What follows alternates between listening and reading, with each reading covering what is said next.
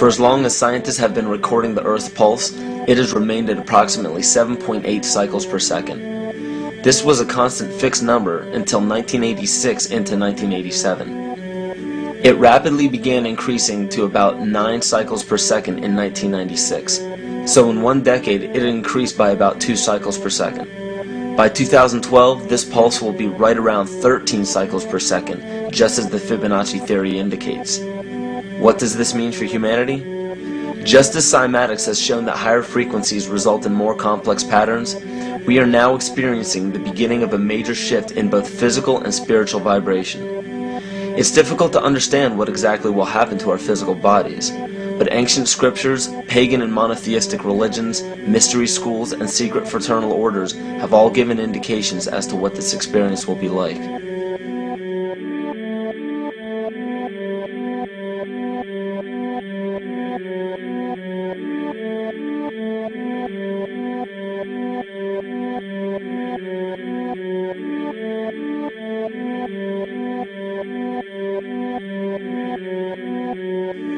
This will be the shift of the ages, the transcendental period of monumental changes to humanity.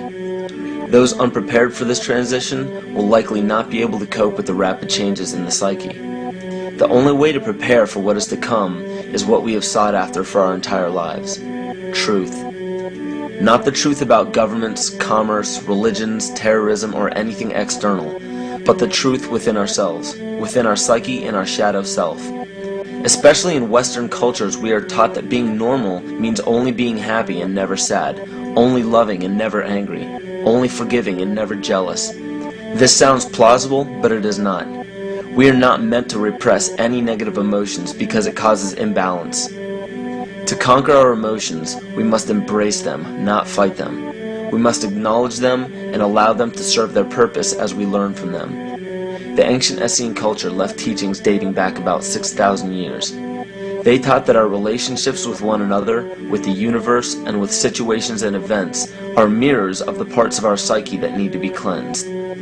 Author Greg Braden beautifully explains this entire segment at great length in his work.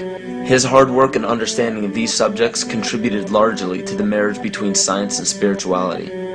It is very important to understand that when you fear loss, fear death, fear war, fear terrorism, or fear change, you are giving others the ability to control you based on those fears.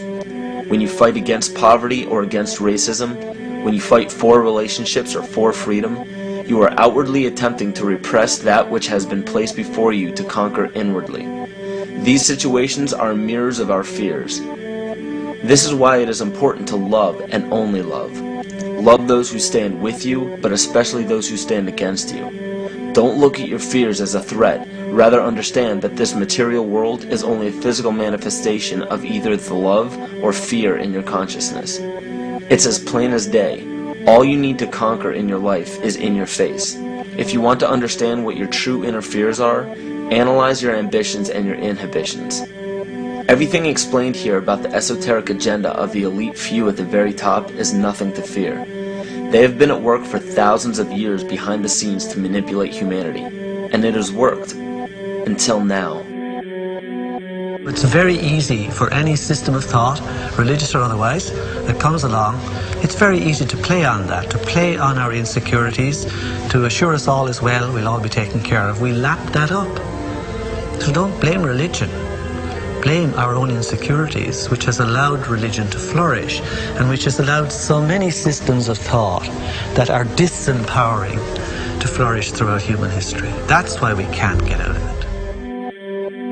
Ron Sakeley, Department Chairman, Chemistry, University of California, Berkeley, showed that DNA acts as an antenna for cellular upregulation. The primary function they taught us about what DNA is about. It's a receiver and transmitter of photons, light, and phonon sound. For what? Cellular upregulation, meaning that their water molecules, the pyramid power around the DNA spiral energizing strands, are taking in the spiritual energy of love vibrations and then sending it out for manifesting, precipitating in a quantum field, the physical matter of the body.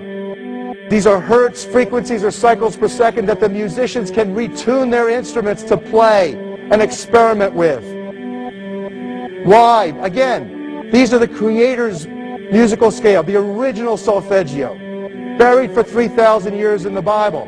So the ancient priests who knew how to levitate the huge stones for the building of the pyramids, and the Masonic knowledge that predated ancient Egypt, the ability to have this information, these frequencies, serve the function of creation, destruction, and miracles on behalf of the empowered people who had access to this knowledge. I say that because of this metaphor.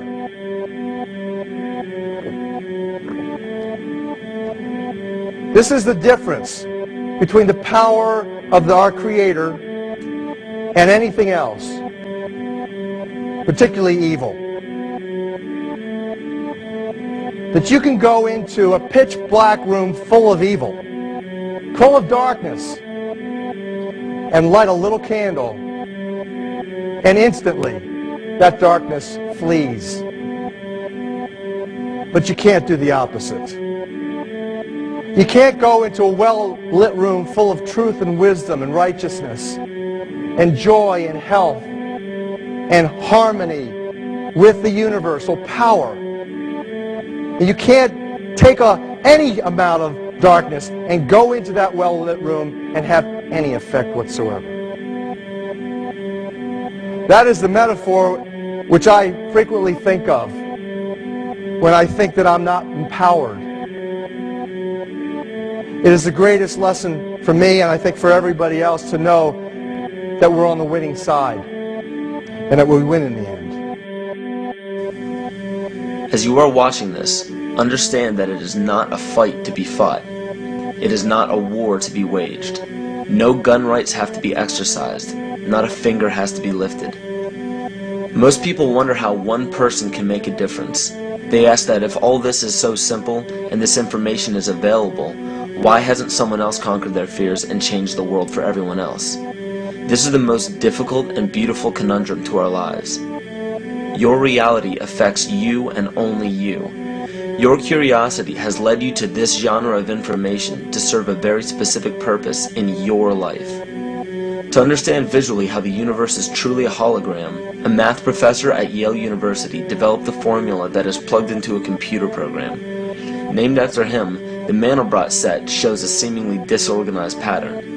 But no matter how far you zoom into the design, you will always find the same pattern within the whole pattern. Each fractal, broken down infinitely, will always reflect the whole.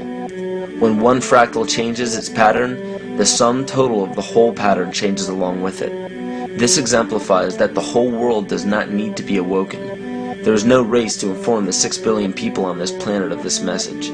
It is only important that you, personally, learn to conquer your innermost fears and learn to love. When you see your fears for what they are and master your emotions, then, and only then, will you truly be free.